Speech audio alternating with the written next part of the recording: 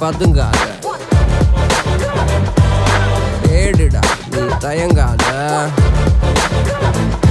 விளையாடுடா நீ அடங்காத.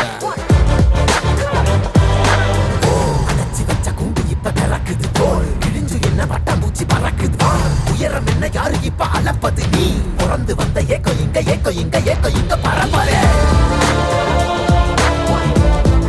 வருங்கால தலைமுறைகள் நீங்க எல்லாரும் நல்லா இருக்கணும்னா அதுக்கு விவசாய சின்னம் தான் நேர்மையான கட்சி, உண்மையான கட்சி, பிள்ளைகளுக்காக வருங்கால தலைமுறைக்காக உழைக்கக்கூடிய கட்சி. அதை வீட்டில் சொல்லி இதுக்குத்தான் ஓட்டு போடணும்னு சொல்லுங்க. சரியா?